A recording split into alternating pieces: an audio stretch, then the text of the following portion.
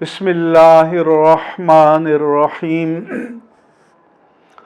آج میں حضرات علماء و مشائخ اہل سنت اور عوام اہل سنت سے مخاطب ہوں۔ اللہ تبارک و تعالی نے 20 سال کی جد و جہد کے بعد تحریک طالبان افغانستان کو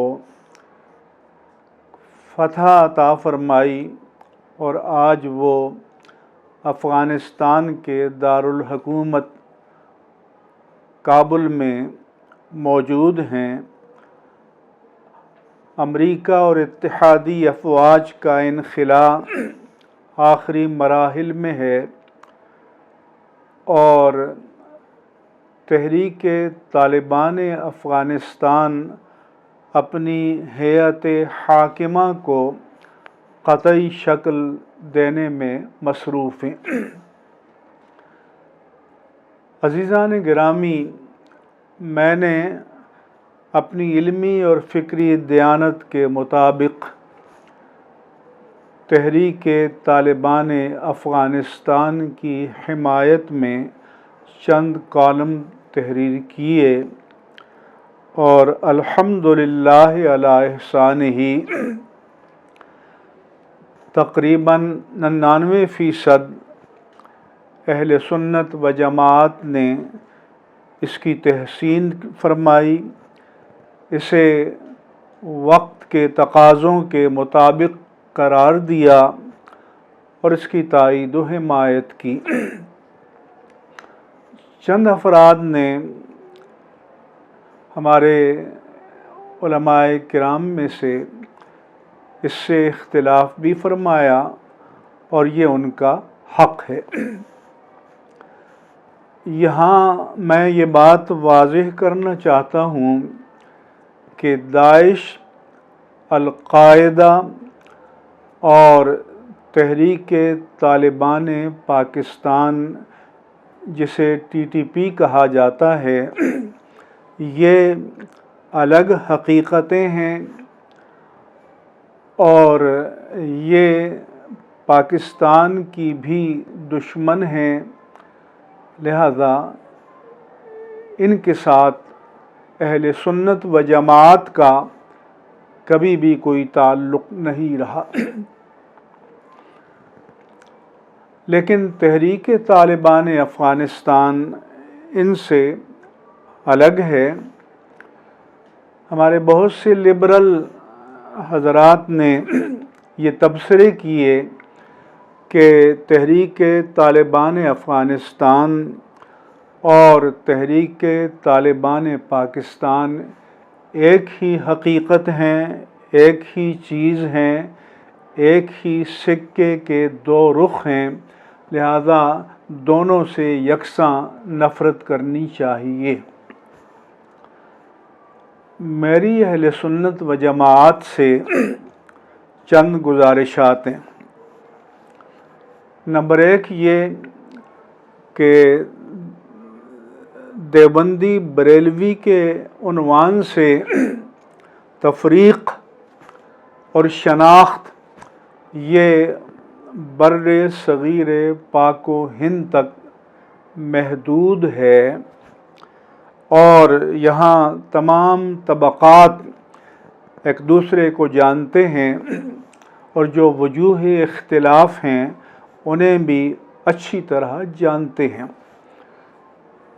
لیکن جب ہم بر صغیر کی حدود سے باہر جائیں گے، شام میں جائیں گے، ترکی میں جائیں گے، ازبکستان میں جائیں گے، تاجکستان میں جائیں گے، تو وہاں جو بندہ سامنے آئے گا تو یہ نہیں پوچھیں گے کہ آپ دیوبندی ہو یا بریلوی ہو۔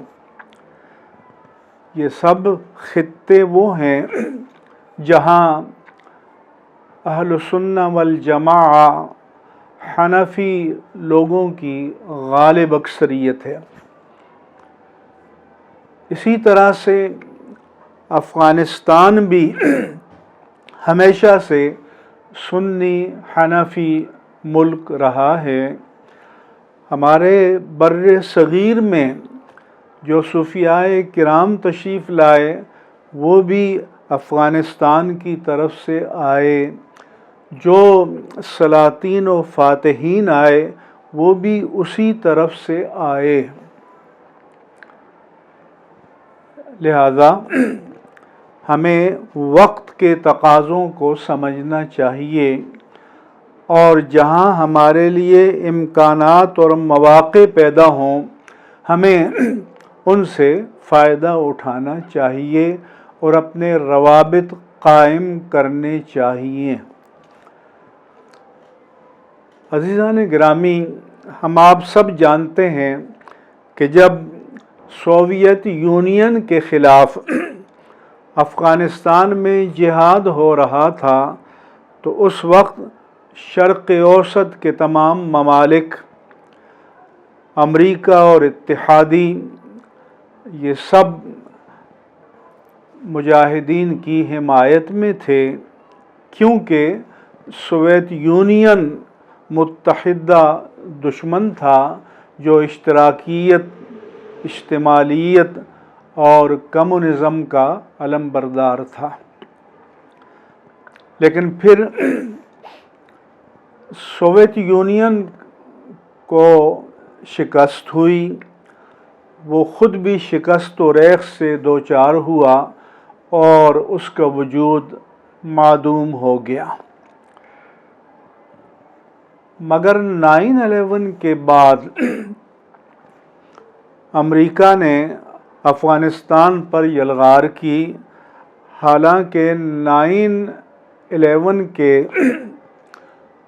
سانحے میں نہ کوئی پاکستانی شامل تھا، نہ کوئی افغانی شامل تھا، وہ لوگ سارے عالم عرب کے تھے اور امریکہ میں تربیت یافتہ تھے، اگر امریکہ کا دعویٰ درست ہے۔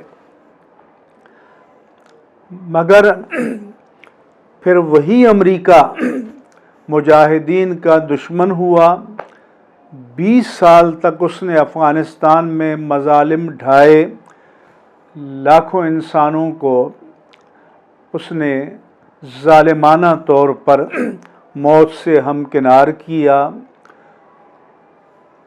بگرام جیل اور گوانتانامو بے کے اقوت خانے ایجاد کیے، اور تحریک طالبان افغانستان امریکہ اور اتحادی افواج کے خلاف اپنے وطن کی آزادی کے لیے مصروف جہاد رہی، اور بالآخر اللہ تبارک و تعالیٰ نے اگست 2021 میں ان کو فتح سے ہمکنار فرمایا۔ اس لیے ہمیں پورے ملکوں کو دین و مسلک سے خارج کرنے کا رویہ ترک کر دینا چاہیے، اور ہمیں اپنے لیے مواقع اور امکانات کے دروازے کھلے رہنے چاہیے۔ ہمیں تحریکی سطح پر، علمی سطح پر اور مسلک کی سطح پر ان سے روابط قائم کرنے چاہیے۔ وہاں پر روحانی سلاسل بھی موجود ہیں، فقہ حنفی کے ساتھ تمسک اور اعتصام اور رسوخ بھی موجود ہے، ہمارے اور ان کے درمیان مشترکہ اقدار بھی موجود ہیں۔ لہذا ہمیں ان حقائق کا ادراک کر کے علمی سطح پر اور دین و مسلک کے مفاد میں مثبت روابط قائم کرنے چاہیے۔ اللہ تبارک و تعالیٰ کا فرمان ہے، یا ایھا الذین آمنوا اجتنبوا کثیرا من الظن، اے مومنو بہت سے گمانوں سے بچا کرو۔ اور رسول اللہ صلی اللہ علیہ وآلہ وسلم نے فرمایا، ایاکم والظن فإن الظن اکذب الحدیث، بدگمانی سے بچو، بدگمانی بہت بڑا جھوٹ ہے۔